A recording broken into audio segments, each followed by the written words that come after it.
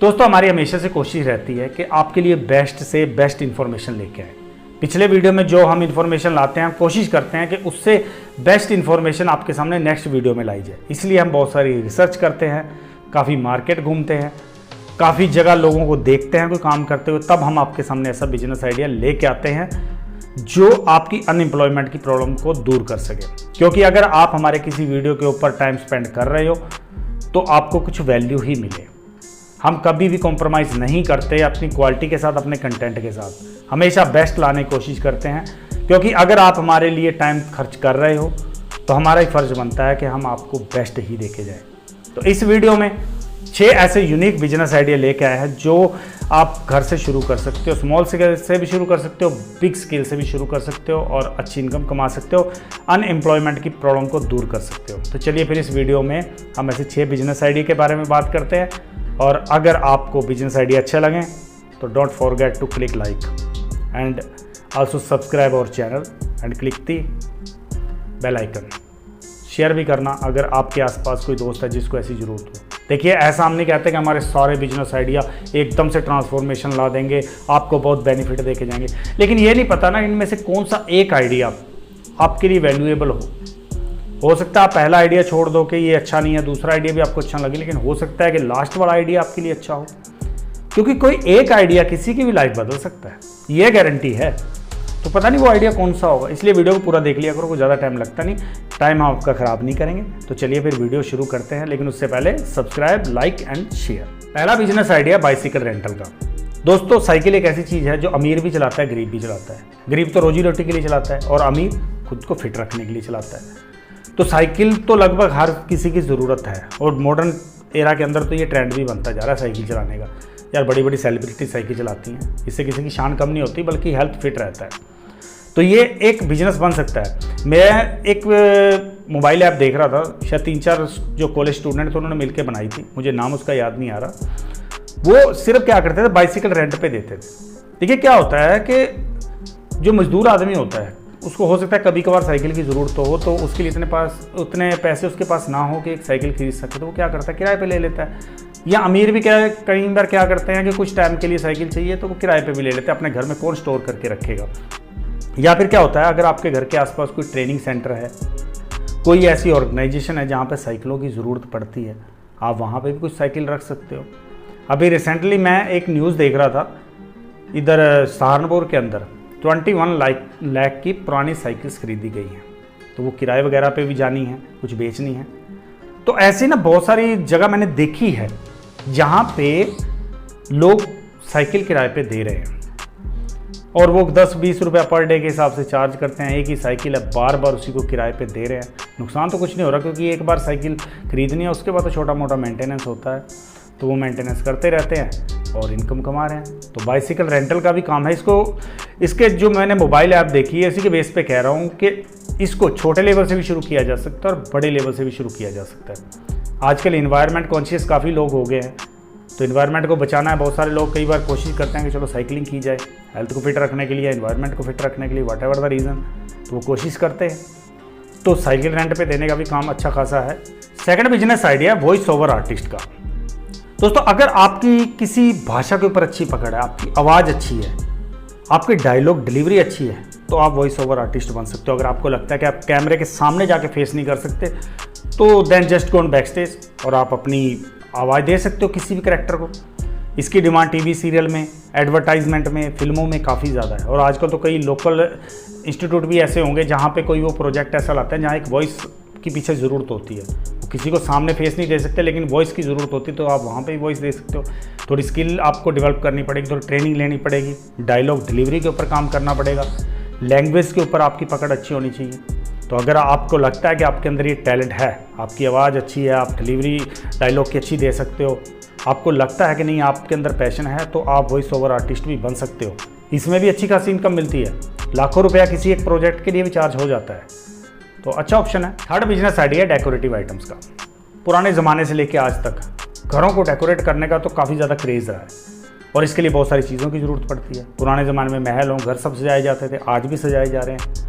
Decorative items की demand जो है वो कभी कम नहीं हुई है, बढ़ी ही है। टाइम के साथ साथ इसमें यूनिकनेस आ रही है, कुछ अलग मटेरियल आ रहे हैं, कुछ ऐसी चीज़ें आ रही हैं जो अलग दिखती हैं। तो अगर आप ऐसी कोई आइटम बना सकते हो, देखिए चलो आप अलग से आइटम नहीं भी बना रहे, लेकिन आपके अंदर ना मार्केटिंग स्किल होनी चाहिए। एक कहानी जोड़ दो किसी प्रोडक्ट के साथ, प्रोडक्ट धड़ल्ले से बिकेगा।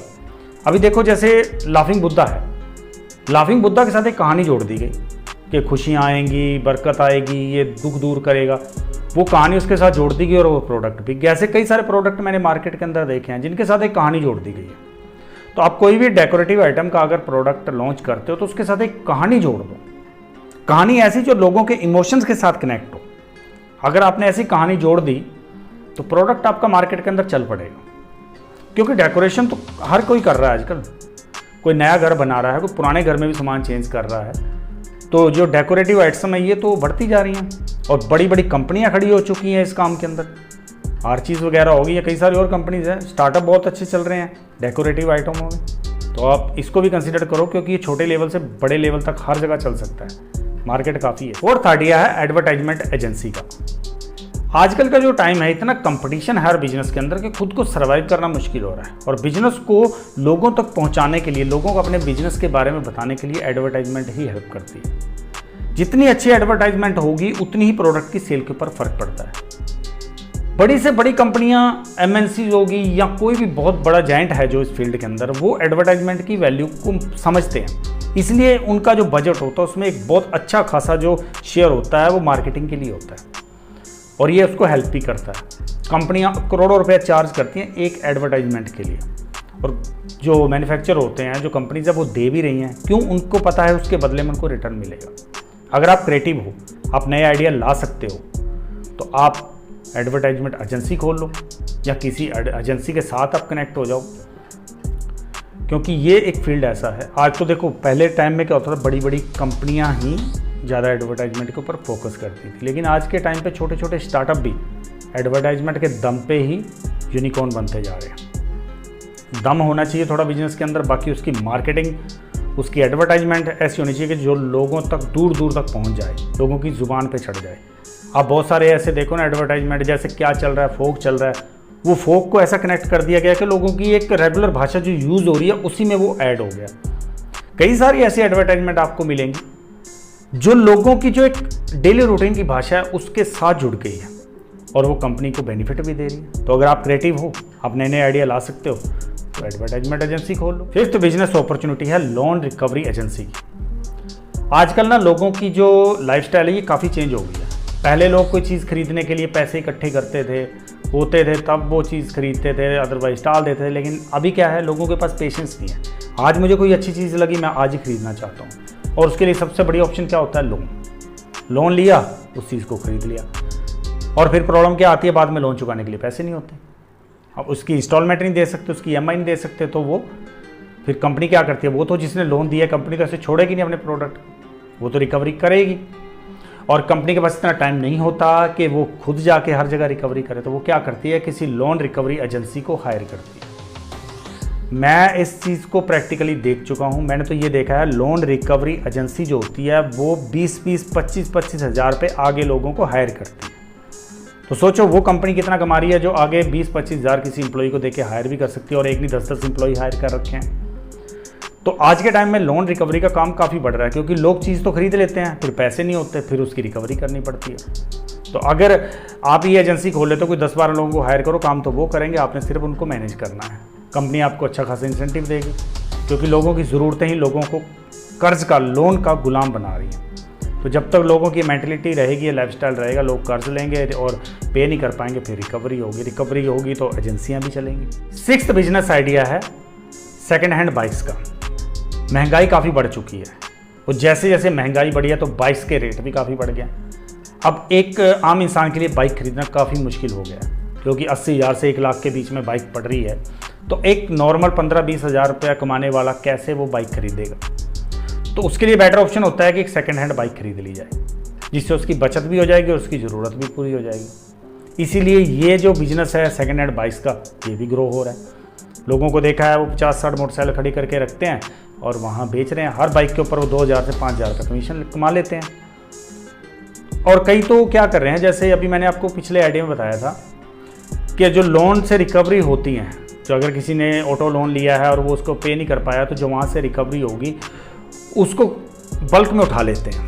कई सारे लोग ऐसे हैं वो एजेंसी के साथ वहाँ जो ऑक्शन होती है वहाँ से बल्क में वो बाइक्स खरीद लाते हैं, कंडीशन अच्छी होती है और वो काफ़ी सस्ते में मिल जाती हैं। तो वो फिर उन बाइक्स को मार्केट में अच्छे रेट में बेच देते हैं। हर बाइक के ऊपर 5,000 से 10,000 रुपये कमा लेते हैं, क्योंकि बाइक का रेट बढ़ता जा रहा है, हर किसी की पहुँच में अब ये नहीं रह रही, बढ़ती जा रही है। तो सेकेंड हैंड बाइक जो है इसकी मार्केट काफ़ी ग्रो कर रही है। तभी तो बहुत सारे ऐसे स्टार्टअप्स हैं या बड़ी कंपनी हैं जो इसमें काम कर रही हैं। जैसे आप देखो बाइक देखो है, OLX पे भी आ रही हैं, कई सारी ऐसी कंपनीज है जहाँ पे पुरानी बाइक्स रीसेल हो रही हैं।